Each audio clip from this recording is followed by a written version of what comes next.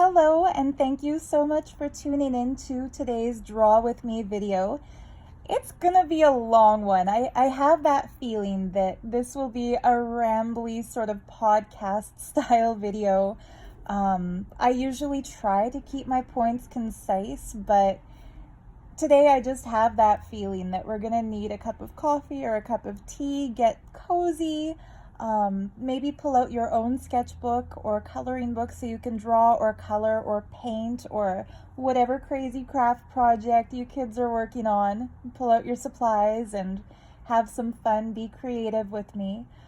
It is one of those cold, rainy fall days, so I'm happy to just stay in the comfort zone of my crafty little apartment and work on things that make me happy.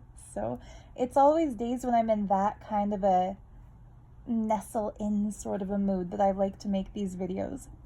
Anyhow, as you can see here, I'm not starting the video with drawing in my typical black ink on white paper. I'm starting with a little share of some mandalas that I colored, and I'm pretty happy with how they turned out. I just used the cheapest markers that I could find online that are vegan.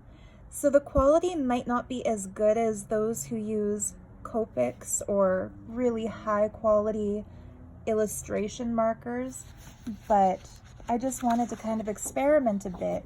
So what these pages are, and pardon my coffee stains, I had a little spill, but what I'm thinking I might do is just take a cup of coffee and a paintbrush and just paint the whole white with coffee so that the whole thing has that aged, distressed sort of coffee dyed look, because I'm like that about my art. I can't let there be one splotch that's not meant to be there. I have to find a way to make it part of the design.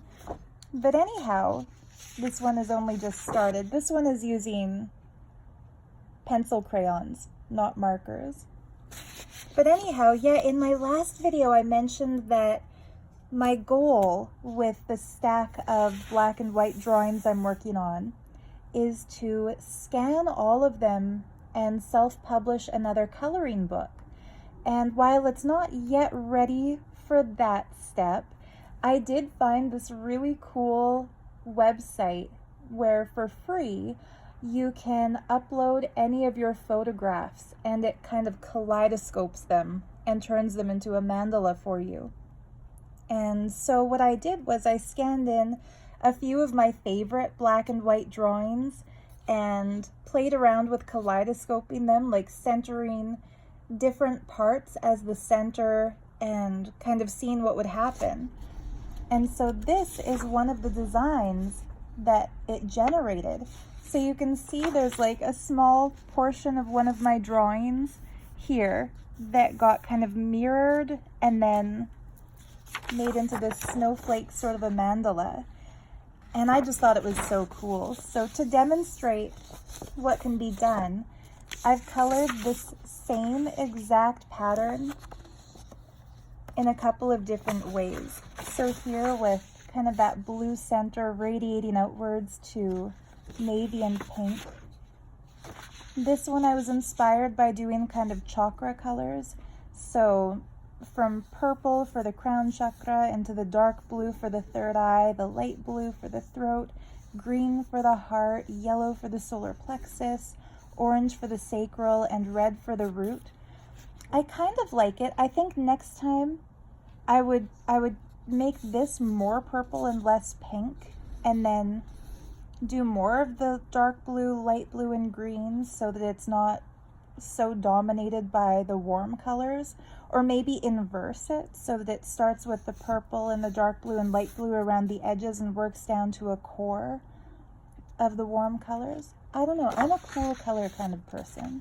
My favorite colors are blue, green, and purple, as evidenced by this one that I've started.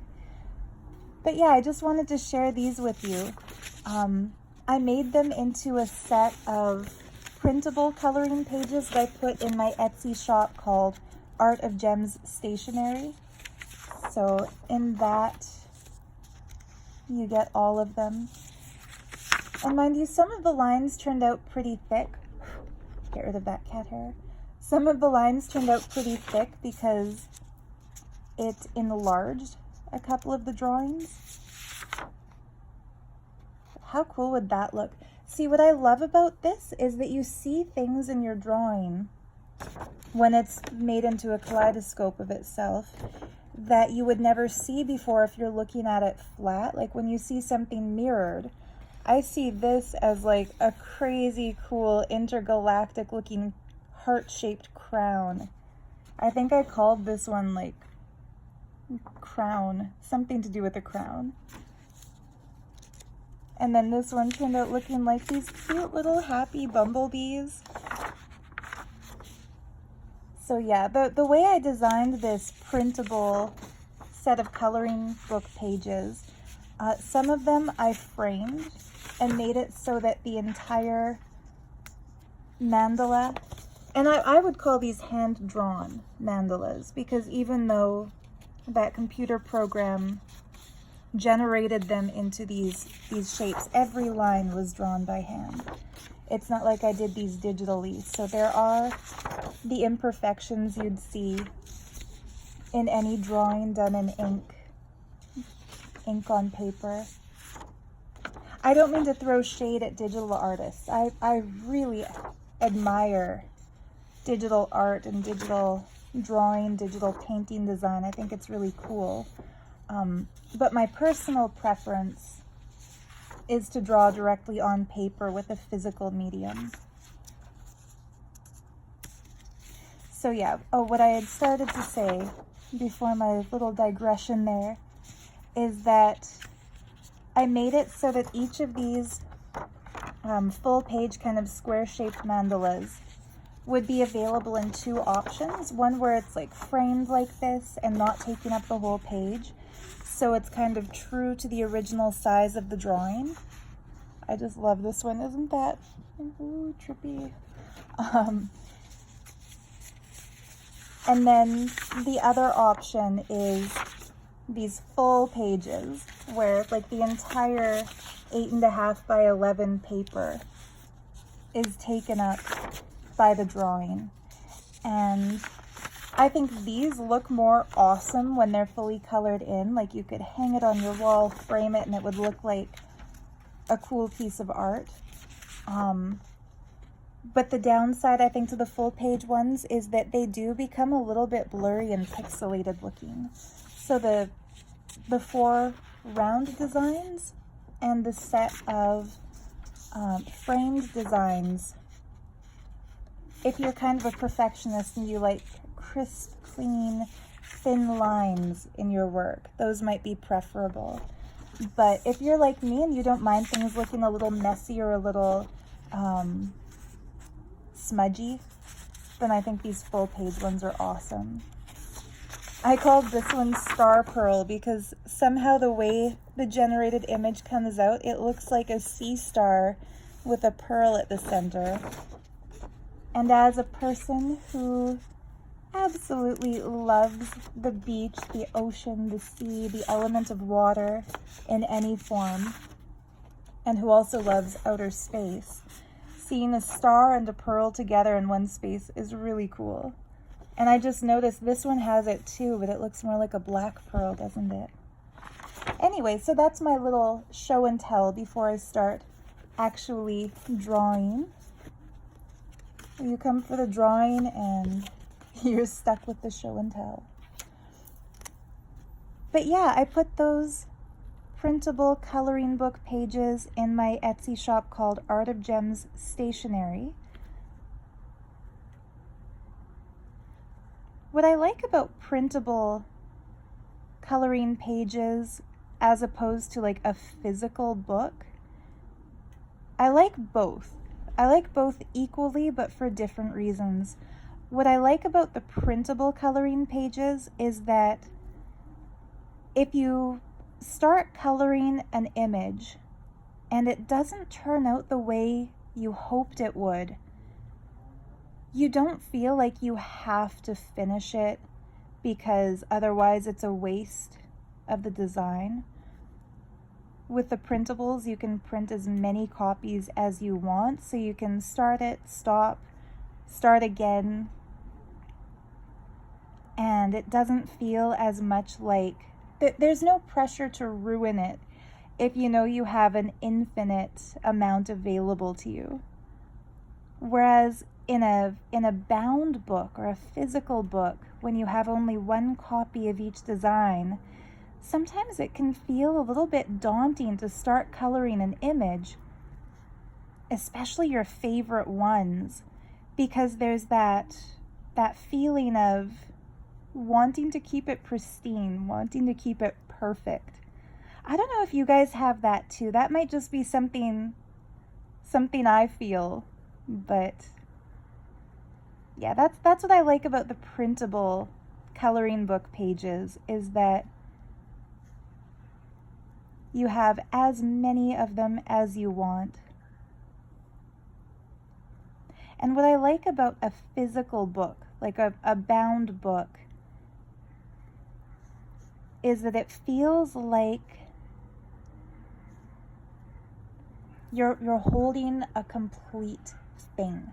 Like when each page is loose and just printed out, there's less of a feeling of value to it. Whereas when it's bound together in a book, it has that quality of, value, I guess is the word for it. And I'm a book nerd. I love books. Like if you guys could see my apartment, which you can't, I am not going to flip this camera around and show you my place. I like to keep some things just for me. But if you could see my place, don't ask, you can't. If you could see my place, you would see books everywhere. I have stacks of books on my side table, stacks of books next to my bed, stacks of books on the floor, stacks of books. I need a bookshelf, FYI.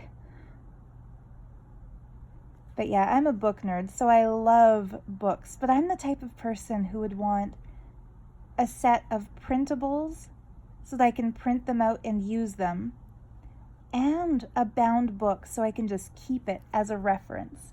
You know what I mean? My mom was like this too. I think I get this from my mom. She told me when I was little, and I wish I could remember the exact situation. All I remember is that this little conversation happened when we were in the car driving somewhere.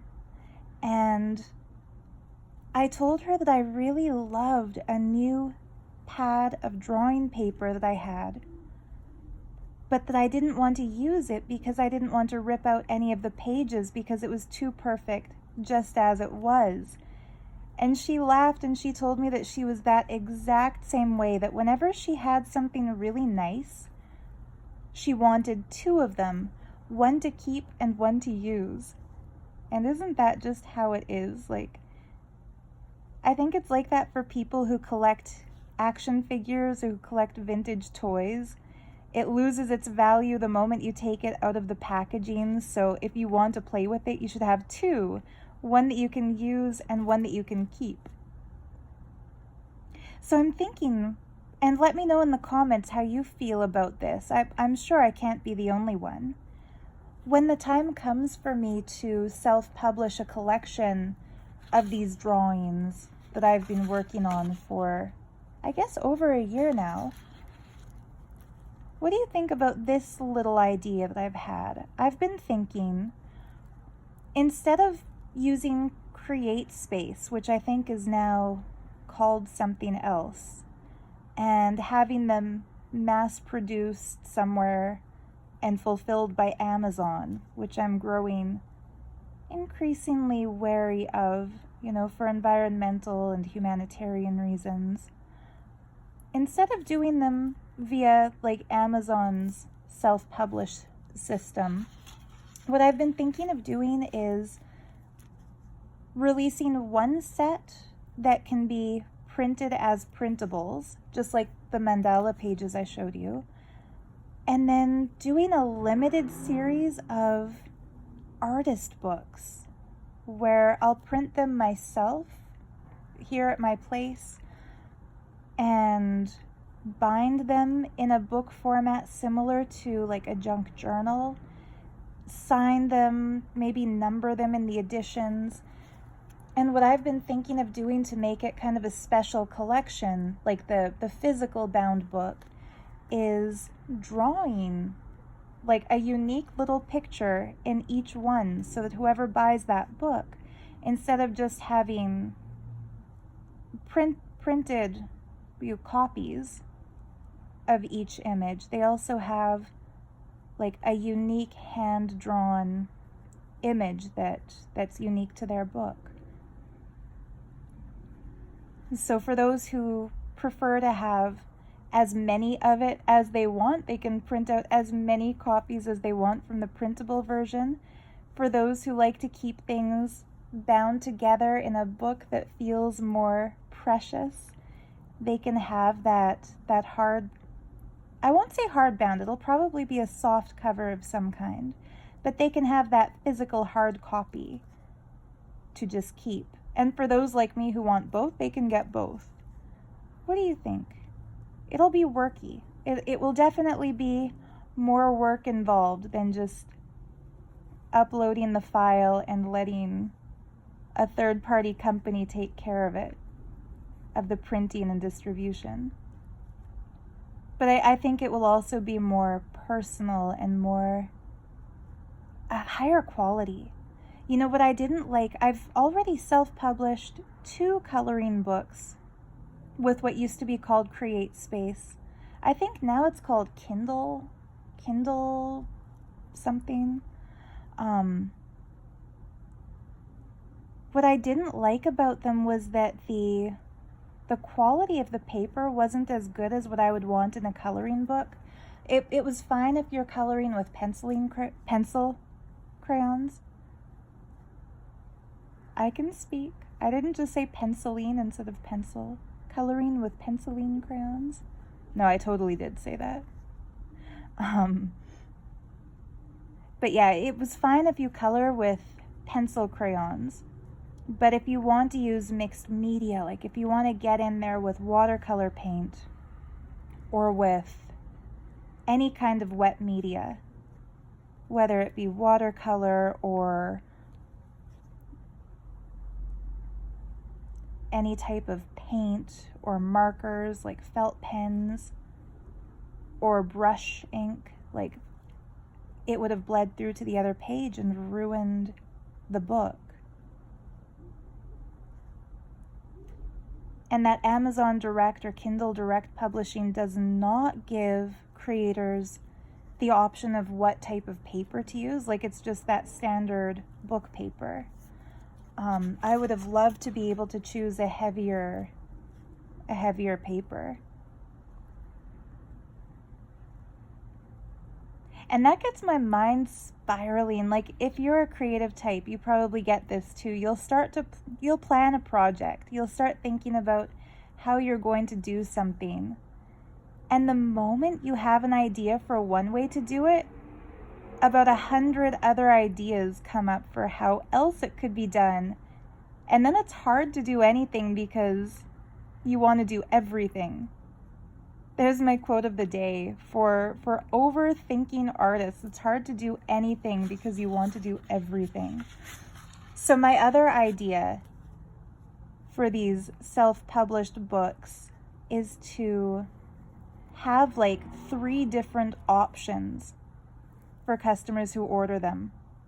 They could either have a cheap version made just on regular printer paper with 1 copy of each, maybe double-sided, if they just want them to look at, not to actually use.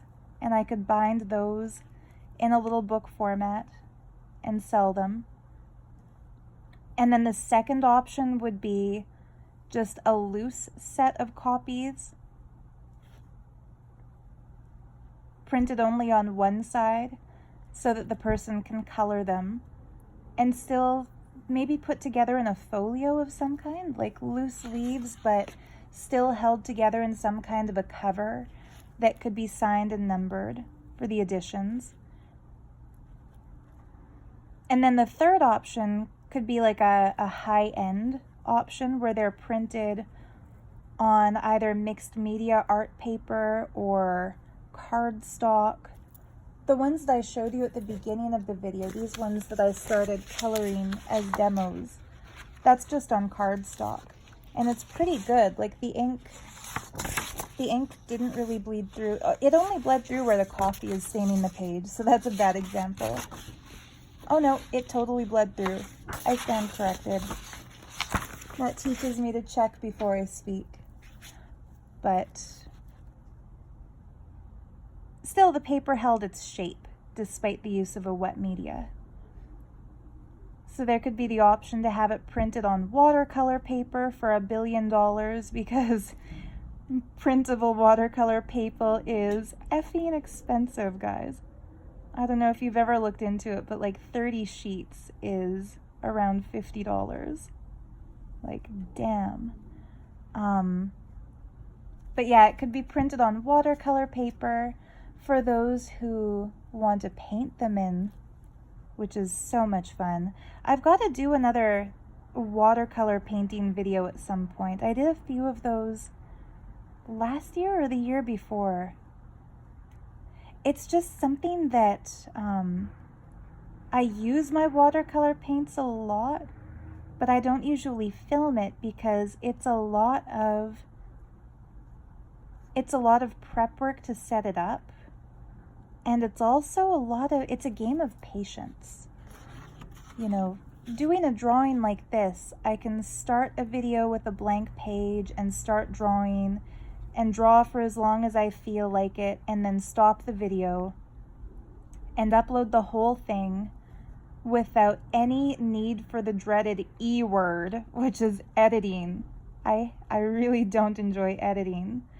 But if I do a watercolor video, I have to do some editing because you can only do so much painting on a page before you have to stop and let that layer dry before you move in with the next color, or else everything will get blended together, which is a really cool look too, but sometimes that's not what you're going for, right?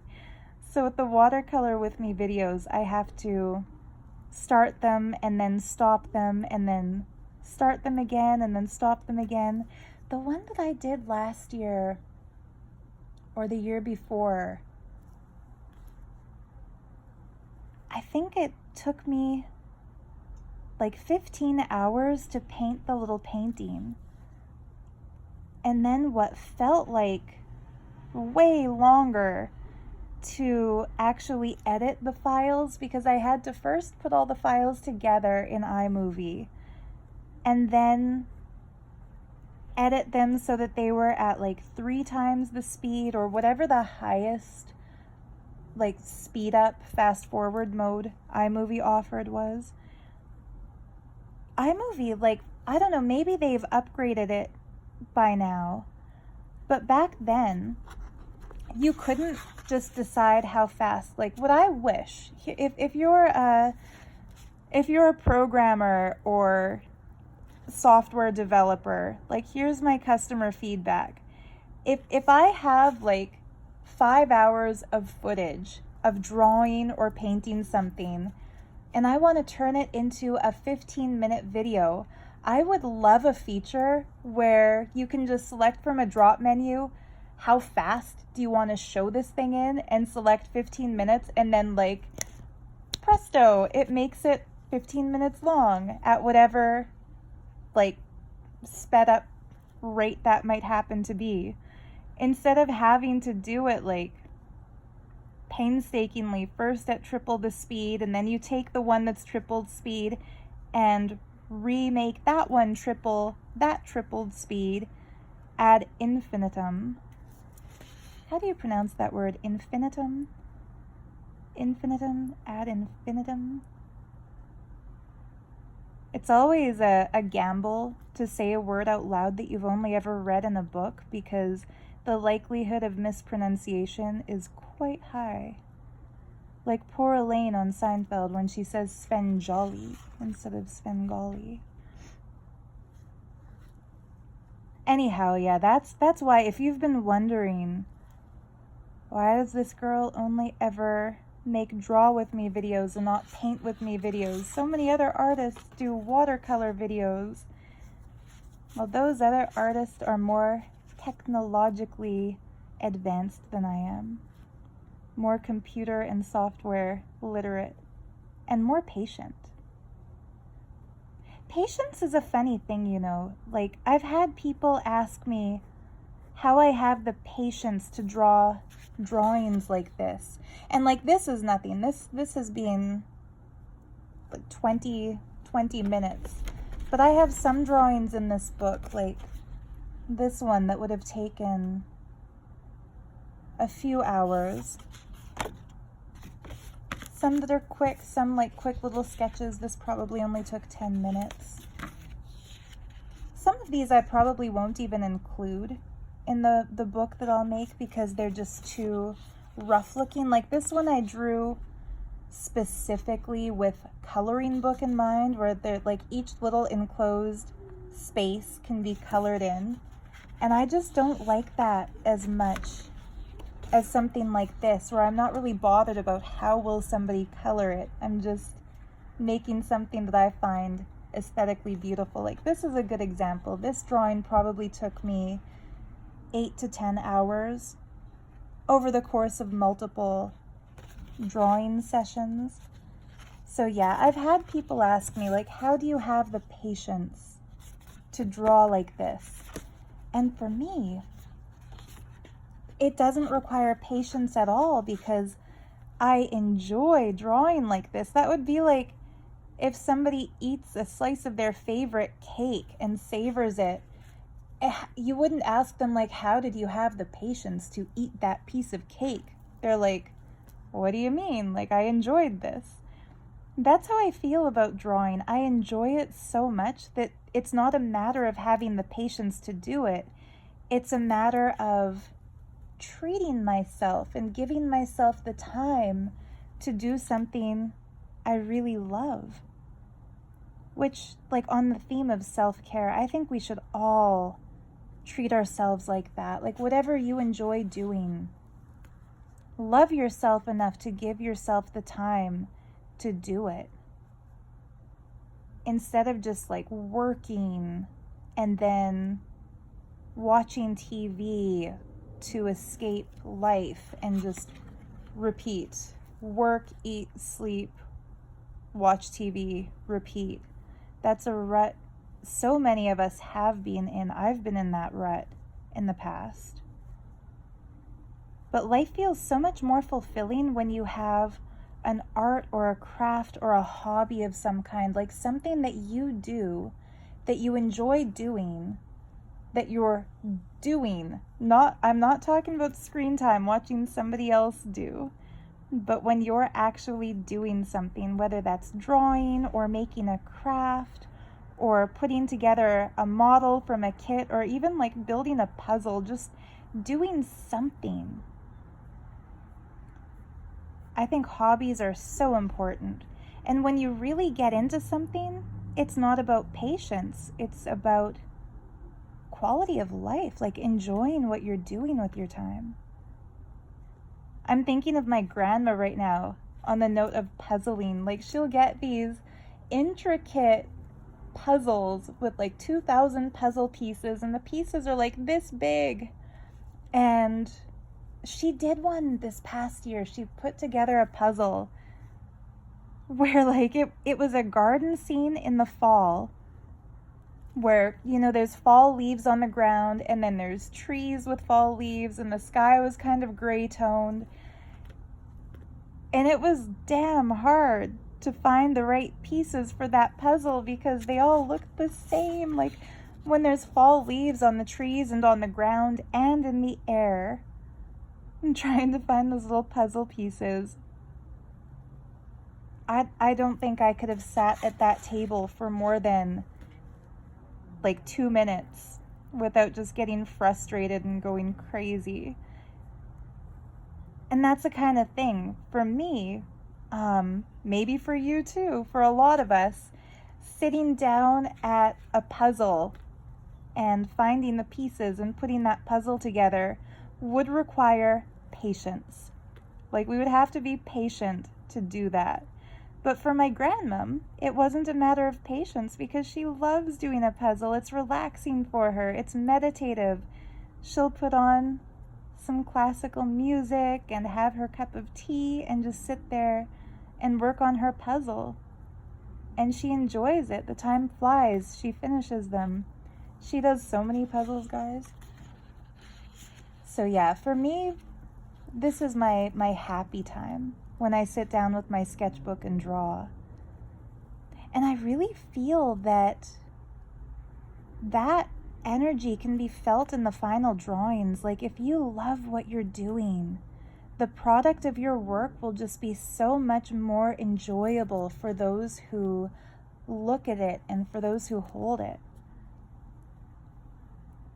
Whereas if it's like something that you do grudgingly, I think that also comes through. Which is why I only like to make these draw with me videos if I'm in the right mood for it. That's why sometimes months will go by without an upload on my channel because I'm just not feeling like setting up the camera and doing the video, and I don't force myself to if I don't feel like it.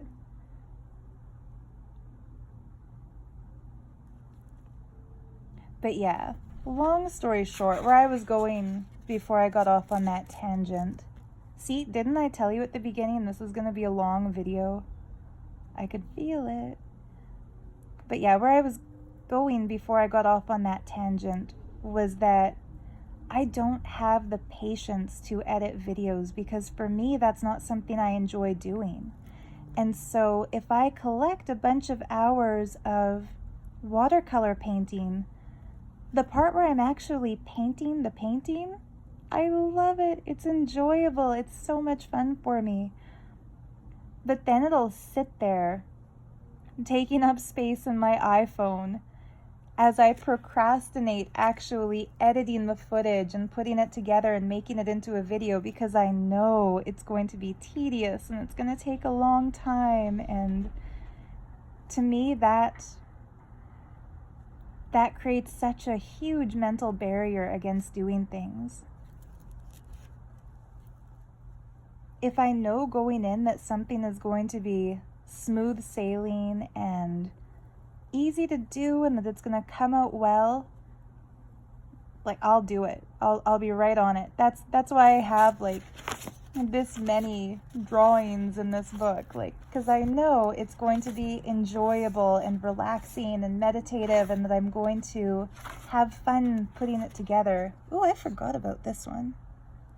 I really like how that came out. But yeah, that's why I have so many drawings finished, because it's fun to do. Why I don't have as many videos as I have drawings.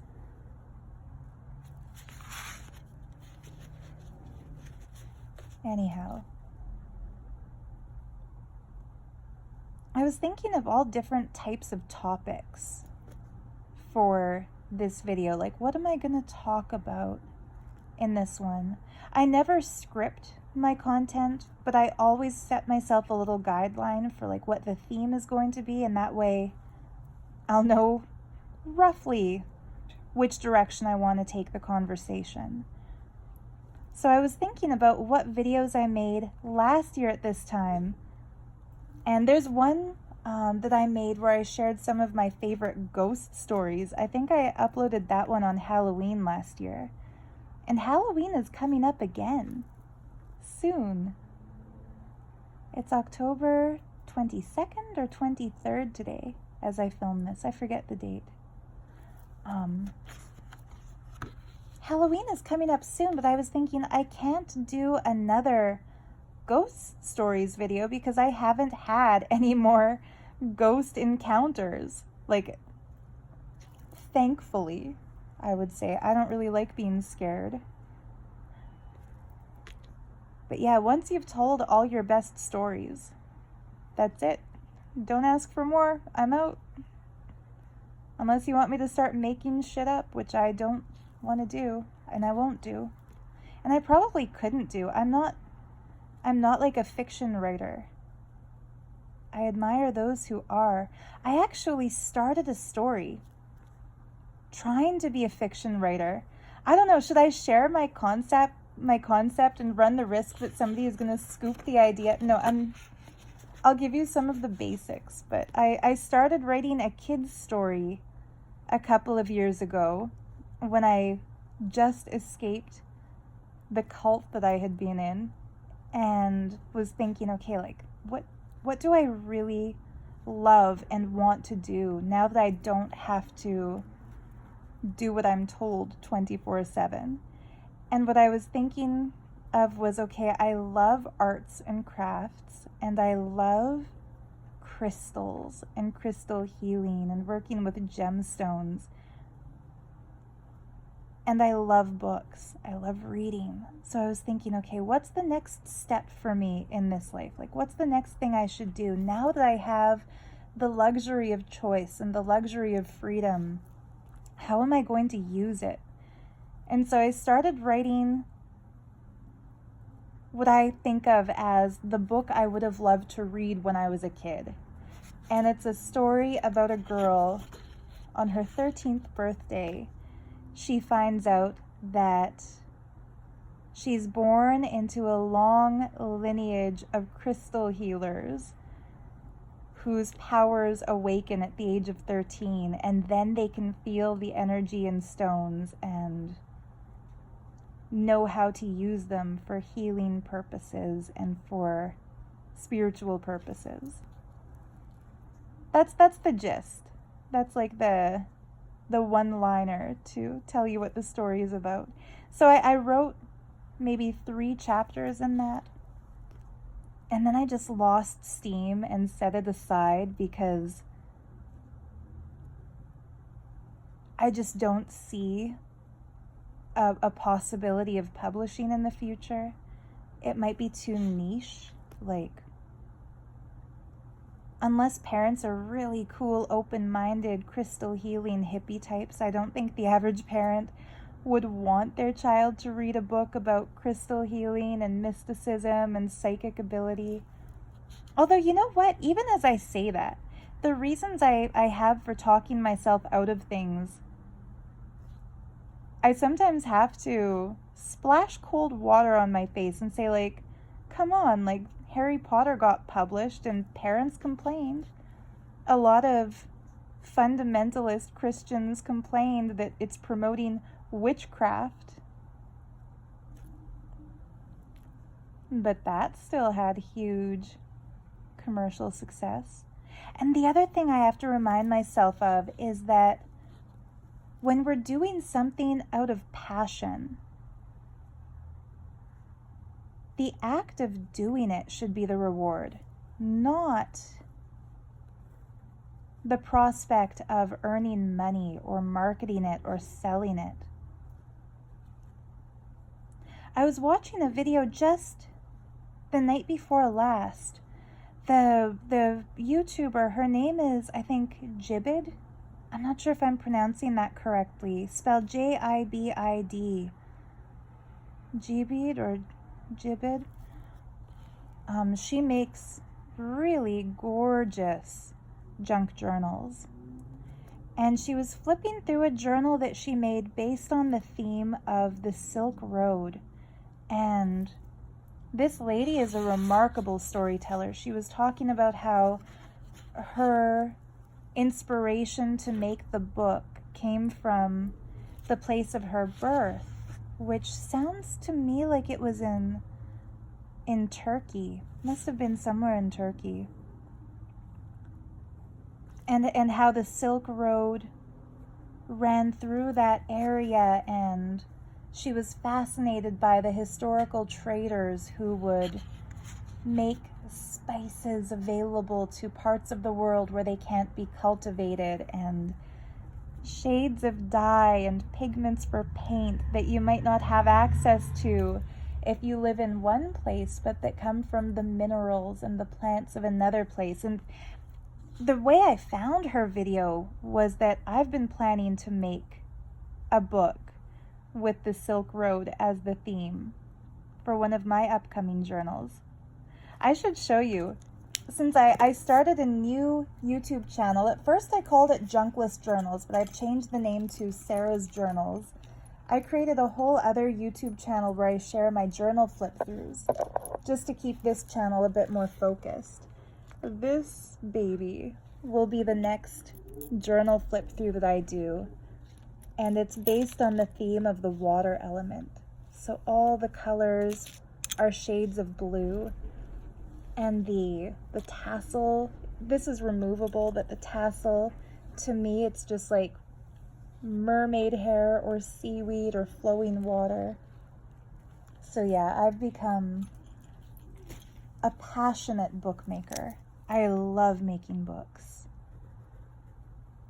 And yeah, I was thinking, because I've collected quite a nice little hoard of bohemian textiles over the past year. Some of them from antique shops, and some from thrift stores, and some that I find on Etsy. I love supporting other Etsy shop owners.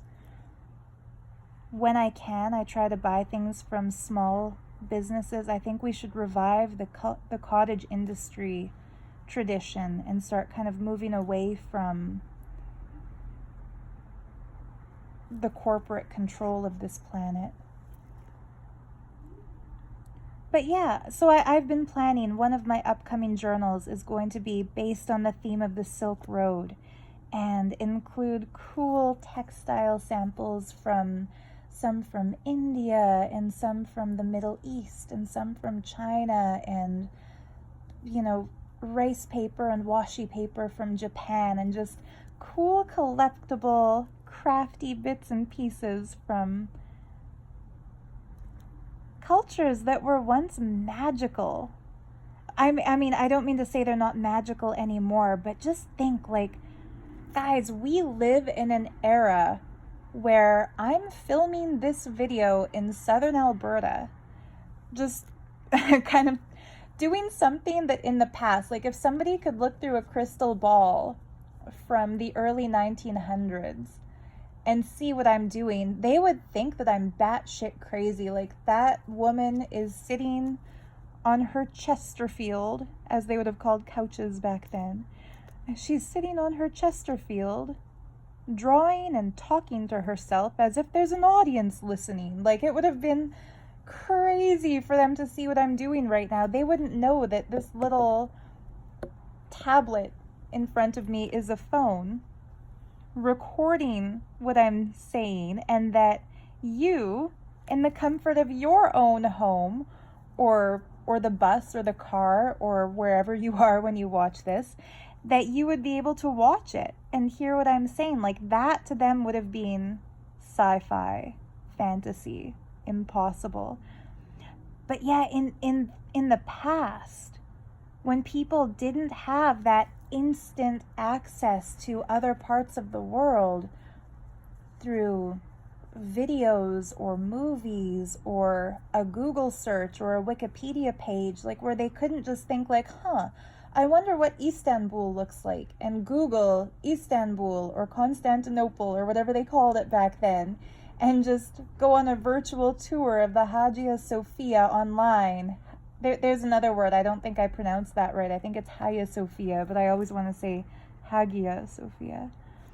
Anyway, in that era, when the Silk Road was still in use, the only connection point people had to other countries and other cultures came from the traders who would walk those routes and bring beads and bolts of fabric and spices and stories from across the world. And to them, like, to people in the West, elephants were as mythical as unicorns or dragons or mermaids are to us. Like, when they hadn't seen them with their own two eyes, it was almost unfathomable. And so, being kind of a history nerd and somebody who likes to do thought experiments with myself, like, imagine how you would have felt if you were alive in that time and you saw this and the trader came to town and showed you that. I was thinking it would be fun to do a video. Sorry, not a video. Fun to do a junk journal based on the Silk Road and kind of make it not just a theme journal, but make up a little story behind it. Like who would the person have been who collected these little bits?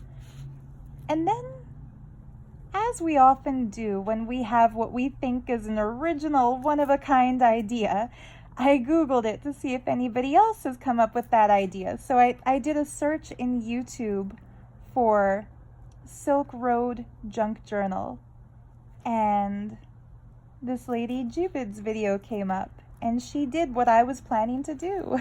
So, and she did it so beautifully. So she made a journal inspired by the Silk Route, and she made up a story of whose journal it was. It's a really, I won't give it away. Like, I'll put a link to her video in the description if you're interested and want to see it.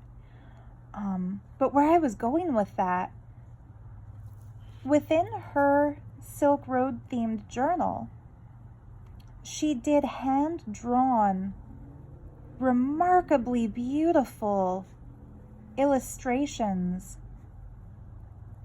and some of them looked kind of like mythical temples, and she said that they're inspired by the architecture of India, which that's one of my favorite styles of architecture. Maybe not one of, I think the favorite of mine, my absolute favorite architecture is the architecture of South Indian temples. Specifically the ones that are just covered top to bottom with intricate layers of statuary. Oof, I could stare at those all day. But yeah, she didn't just copy illustrations and then print them or use the prints in the book she made. She actually drew and sketched directly onto the pages. And she said that in the 1980s, she wrote a children's book about a princess from, the way she described it was a country like India. So it would have been loosely based on that Vedic culture. But she said she sent it to a few publishers and they all passed on the project, and then she just scrapped it and felt discouraged and didn't go back to it. So I'm watching her video in awe and admiration of this beautiful work that she's done, and it broke my heart a little bit to hear her say that she wrote this book 3 decades ago and gave up on it because publishers didn't want to publish it. And it just made me wonder, like, oh my God, if somebody as talented as this woman, who can draw so beautifully that she can reproduce her own drawings onto a coffee-dyed page in a junk journal, and they look as good as the originals. Like, for me, I'm more the type who would draw something and then photocopy it and use the copies in my journals. But just for somebody this creative and this talented to feel discouraged because of a choice a publisher makes that doesn't affect the publisher's life at all, like for those pencil pushers behind a desk who decide which book is going to be marketed and which book is going to be scrapped, their income doesn't change, their quality of life doesn't change, their level of fulfillment doesn't change, whether they say yes or say no to somebody else's book. But the artist whose career is either made or broken by their decision, it's just so sad to see that somebody would give up on such a beautiful project, such a beautiful brainchild that they birthed into existence through writing and drawing, because it was turned down. Anyway, I commented on her video something along those lines, that like, hey, you should just make your book yourself, like self-publish it, or make it into an art book and do a flip through and tell the story in a YouTube video, because I would love to read her story. Just based on what she said about it in her video, it sounds like totally the kind of story I would love to read. And as they say, great minds think alike. So since I had been thinking of doing the Silk Road journal, and then she did one years ago, so she wins. It was her idea first.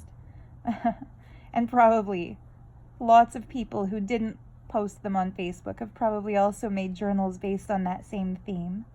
Let's face it, now that there's like over 7 billion of us on this planet, none of us have an idea that nobody else has ever had before. I think it's in the execution of the idea, how we do it, that will have nuances and differences. And my artistic hubris was such that when I was in high school, I thought I was the only person who drew like this. And then a few years ago, a friend of mine shared a link to a Peter Draws video and said, hey, look, this guy draws like you. And I was like, huh? And now people say I draw like him because he put it on YouTube first. So there you go. Like none of us is the only one of us. Anyhow, after leaving that comment about her beautiful kid story of an Indian-inspired princess and how I told her, don't be discouraged because of what publishers say, now I'm thinking I need to take my own darn advice and start writing more of my story about that little girl who discovers she's born into a long line of crystal healers. And you too, for that matter. You know? Psychologists would accuse me of magical thinking in an unhealthy way, but fuck it, I still believe this. If you're hearing this, if you're watching this video, there's a reason you heard it. And if that specifically stood out as significant to you, there's a reason for it. Maybe there's something you've thought of doing. Maybe a painting you've thought of painting, or a book you've thought of writing, or a marathon you've thought of running. I'm sorry. I don't mean to go into that annoying, repetitive, self-help, life coach sounding rhetoric. But seriously though, if there's something you've been thinking of doing and you haven't done it because you don't think other people will buy it, appreciate it, like it, want to look at it, want to hear it, want to see it, don't let their lack of understanding for what you're doing stop you from doing it if it's something you enjoy doing. My goal, like with my work, whether it be these kinds of drawings or the junk journals that I make, my paintings, my jewelry. It's cold here today. I keep my windows open even if it's cold and rainy out, because I would rather it be cold in my place and bundle up with blankets and in a hoodie than have it be warm in my place so I can walk around in a t-shirt. Like, I'm the type of person who I like to hobbit in my hobbit hole, as I say.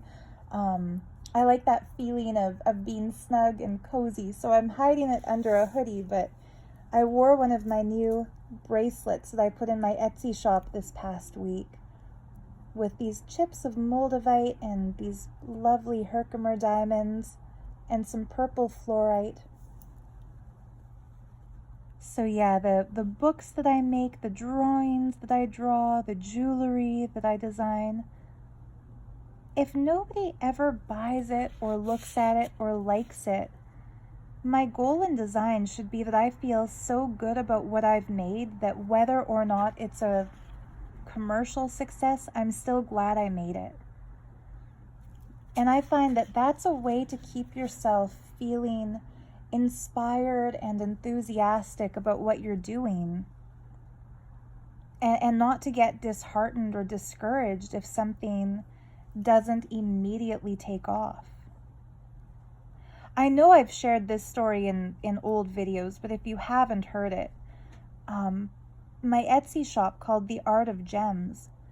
When I started that shop, I had an idea that I wanted to paint scarves, but using vegan materials instead of silk, because I absolutely love the look of painted silk scarves, but I would never buy one, at least not one new. I might buy them in a thrift shop if I see a bundle of them, and by might I mean I totally have, but I would never buy one new because of the silkworms who were killed in the process of making them.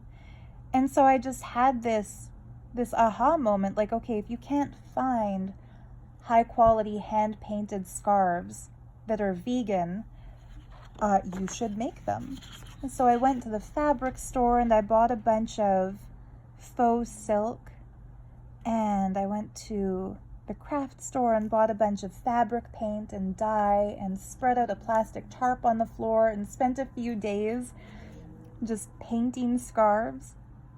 Opened an Etsy shop, uploaded those designs, and they sat there and they sat there, and my Etsy stats would show that the shop has had like 1 or 2 views a week. Like, they were not selling. And then I found a few gemstone beads in my collection. Back when I lived in Vancouver, I read tarot cards professionally at the tarot room, and between clients I would always have something to work on. So I would bring my sketchbook and pens and watercolor paints to work with me, and between clients I would always have, like I said, something to do. And yeah, during that time I was making beaded jewelry and selling it on consignment at a shop called Dragon Space on Granville Island, my favorite store. I get nostalgic. I miss Dragon Space a lot. But yeah, I dug out a bunch of my old beads and stringing material and thought, like, just to see what would happen, like, I'll make some bracelets and put those in my scarf shop and see what happens. And those suckers sold out in a day. The day I posted them, I sold all, I think it was 4 or 5, but all the bracelets I made. And so I took the money I earned from those bracelet sales and invested in more beads and more stringing material. And when those all sold, I took that money and bought even more beads and even more stringing material. And that's how I built that business, which I now call The Art of Gems, that jewelry shop. And so what I think is, like, I could have been so discouraged by my lack of sales when it came to the faux silk scarves that I painted. I could have just given up and thought, like, okay, obviously I'm not talented enough to sell on Etsy, or boo-hoo, poor me, people don't want to buy my stuff, I guess I'll give up. I just thought, no, I'll try something else and see how this goes. And yeah, people love the jewelry. So there's another thing. It's like, if at first you don't succeed, try again. It's a cliche because we hear it all the time, but I firmly believe in that. So for somebody like, I really hope I'm pronouncing her name correctly, but that YouTuber, Jibbid, I feel like guilty because I'm sure I'm not pronouncing it properly. Let me know in a comment if you know how to pronounce her name. I really don't want to butcher anybody's name. But yeah, if a concept for a story doesn't translate into a mass-produced thing that's going to sell at Chapters, Indigo, Amazon, but you feel passionate about the story, maybe try a different way of releasing that story. Make it into a concept journal, sell a limited run as an artist book. Maybe just read it like story time on YouTube and show the illustrations as you read it. Like, there are so many different ways we can realize our ideas.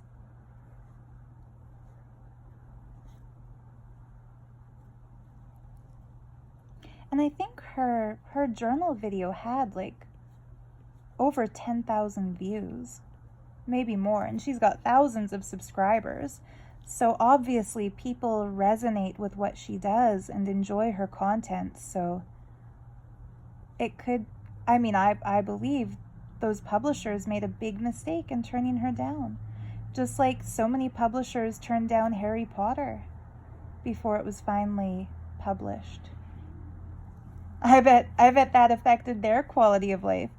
Could you imagine being that dumbass who said this'll never sell, and then years later looking back and seeing how successful it's become?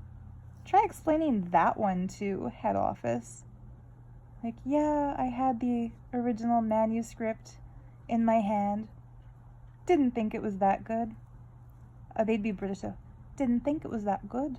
That's a horrible, that's a bad accent. I used to be able to do a really good British accent, but I have to listen to somebody speak with an accent in order to like mimic it. I'm sorry, I apologize. That's cringy for all of you who have listened this far and you heard that.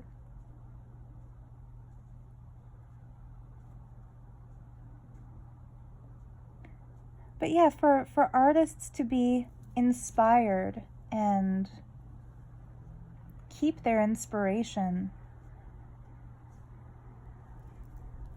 and keep working and push on after rejection, it definitely takes a lot of willpower, a lot of determination, a lot of unshakable kind of confidence. Like, you have to love what you're doing so much that even if everyone else hates it, you're still proud of what you've accomplished. You're still happy with what you've done.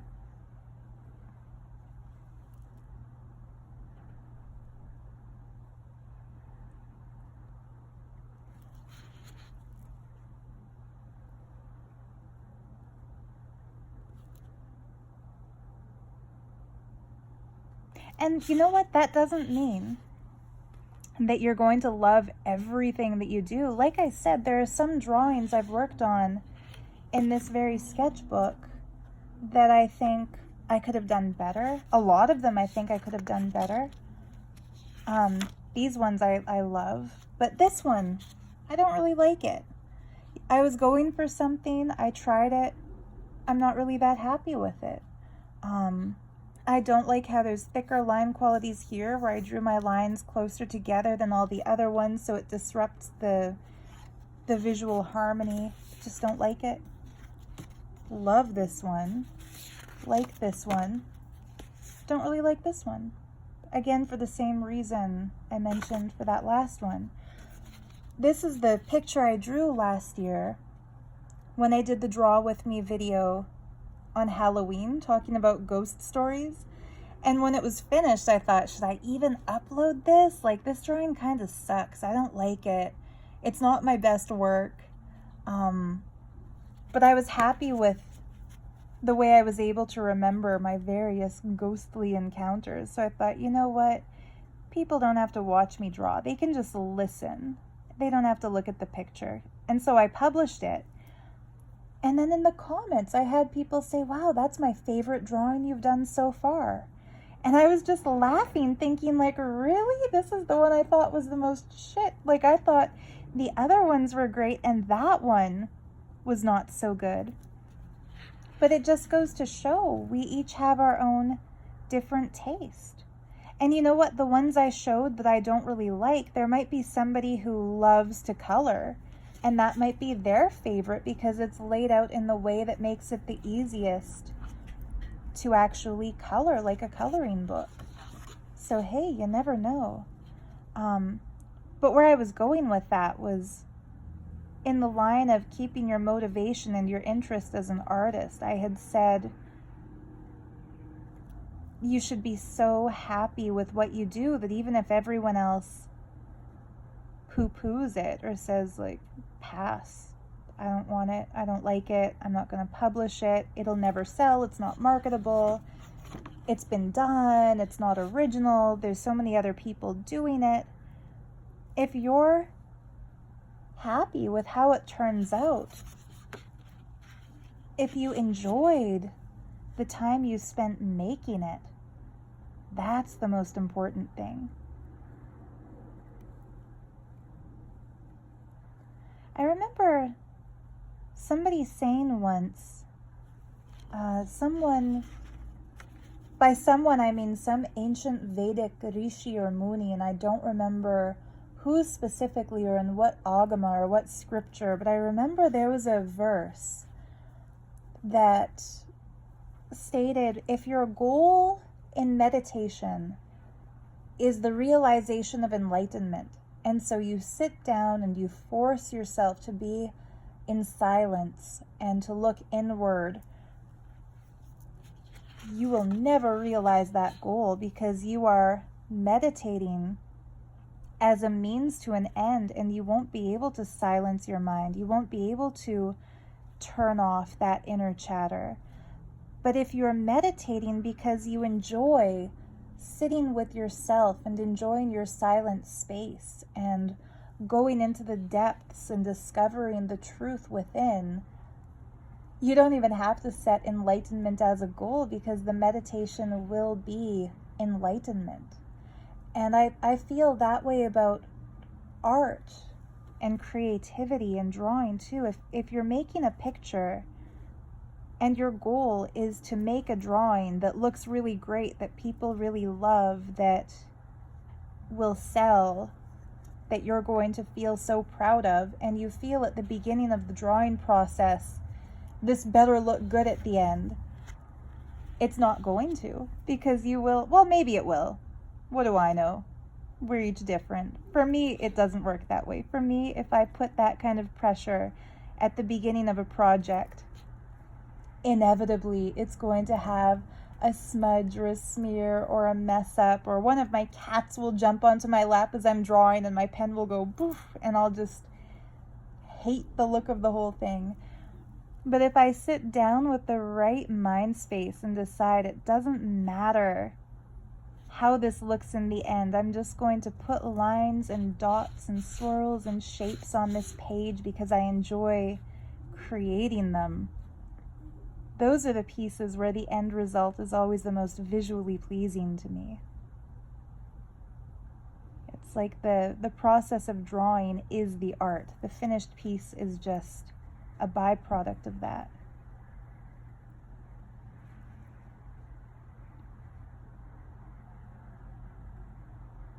What am I going to put as the title for this video, guys? So I told you earlier, before I film a video, I like to decide kind of a general theme. Like in this video, I will draw and talk about blank. So my idea for this video was artistic inspiration, discouragement, encouragement, productivity, being prolific, keeping on with something whether or not you've seen the success. It's easy to have a general idea for a theme. It's not as easy to think of a title, come up with a title pertaining to that theme.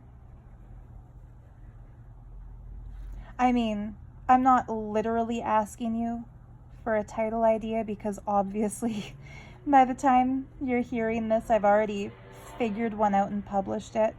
Although, hey, I'm open to suggestions. If you've got a better title idea, throw it out there. I can always edit that shit. But yeah, other ideas that I was toying with for Draw With Me videos. I've been thinking of doing one the pros and cons of having an Etsy shop. And there are many, many, many pros and many, many cons, probably an equal number.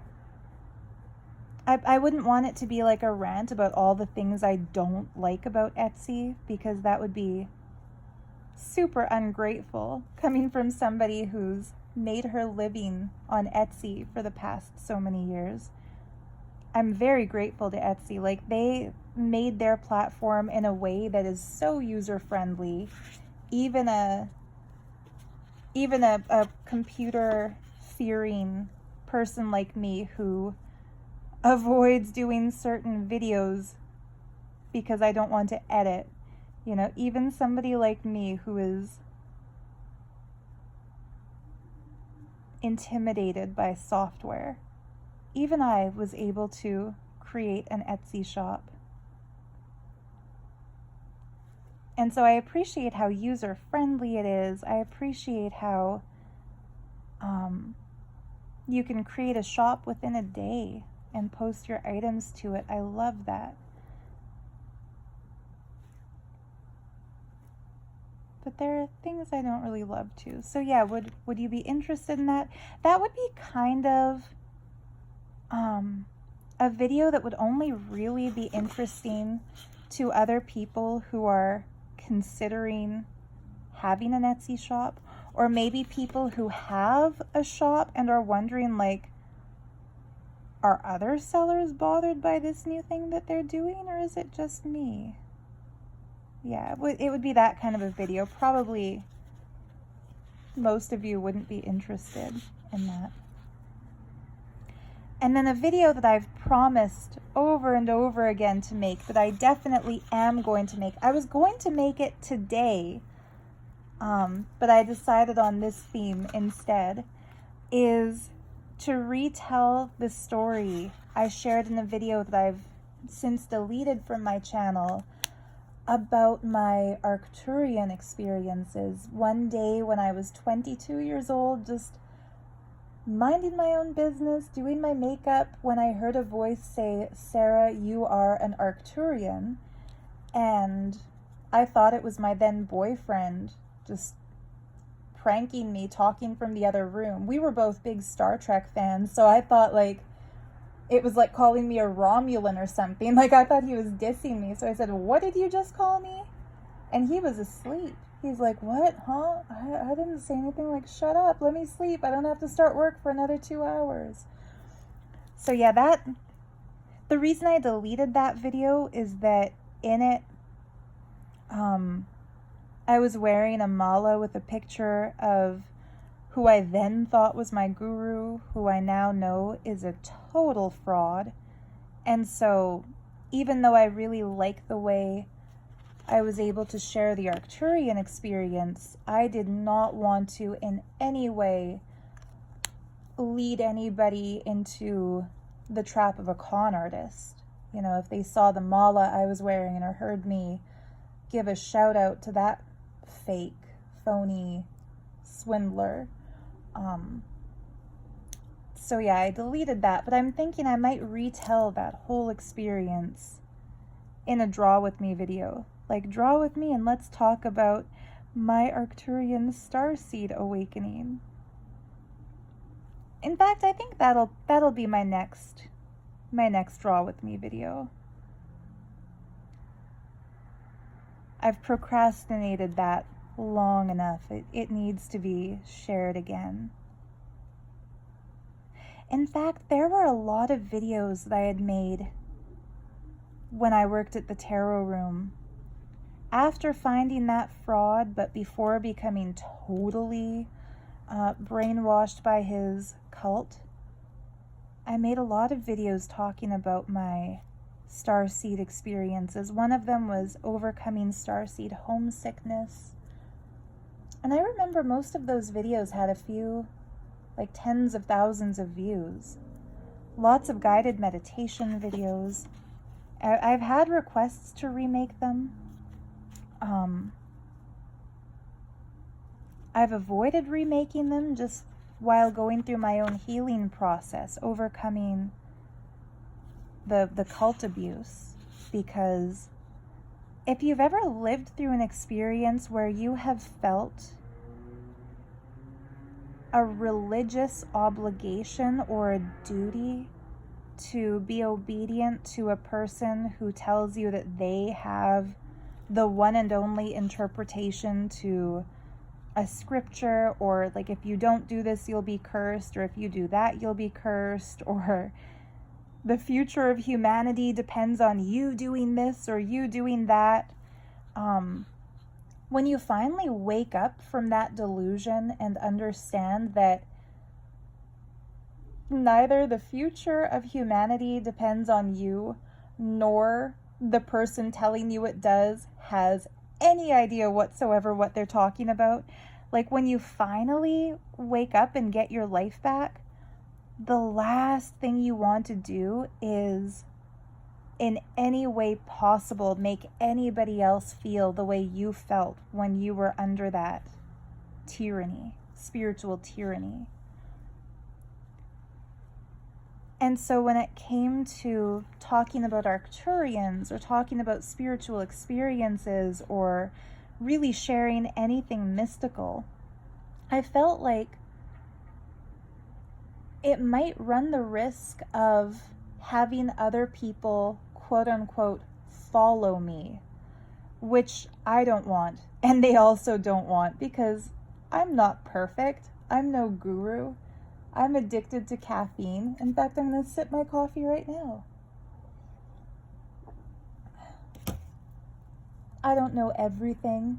I've had many experiences, but that doesn't mean I know what they mean or how to interpret them or how to replicate them. And here's another area that becomes problematic when we share our experiences and meditations or our visions or, you know, any spiritual realization.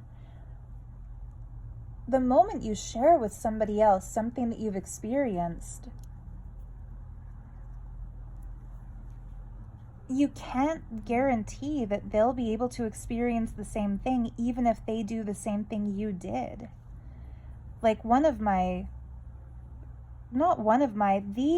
experience that I think started my whole spiritual life was a vision of Kali, Mahakali, that I had when I was 13. And I've shared that in videos and, you know, spoke to the specific pranayama that I was doing that triggered it, and the, you know, the conditions I set in order to have it. But I realized later, you know, telling people how I did it, how I sat, which mudra I kept my hands in, how I had kept my room totally dark, what I was thinking, how I was breathing, that almost sets people up to believe that if they do that same thing, they will also have a vision of Kali. But now I feel that was my own unique blessing. I don't know what good karma from past lives or what personal connection from the cosmic space I may have with her that led me to that darshan, to that beautiful visionary experience, that encounter.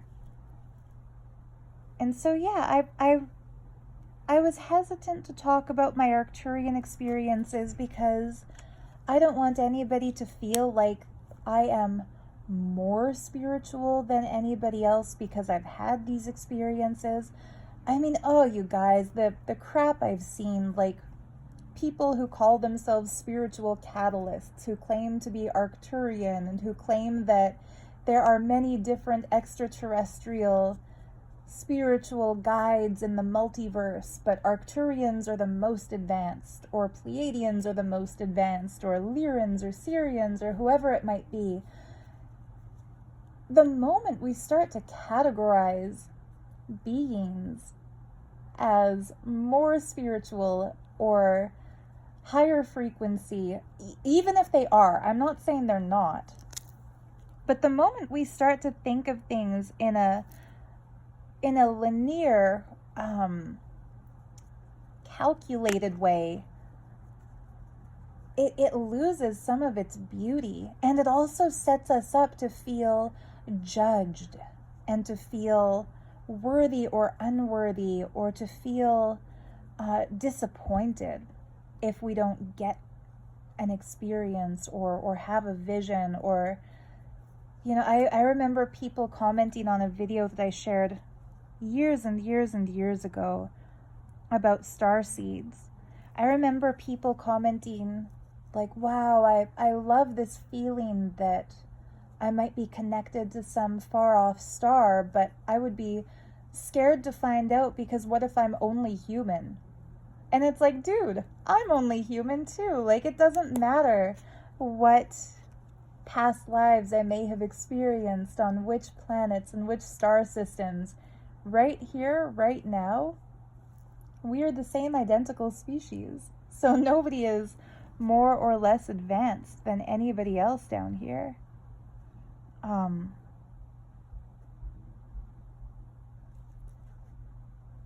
And also, we are all made of the same stuff stars are made of. You know, obviously, like, so many scientists have proven that on a molecular level.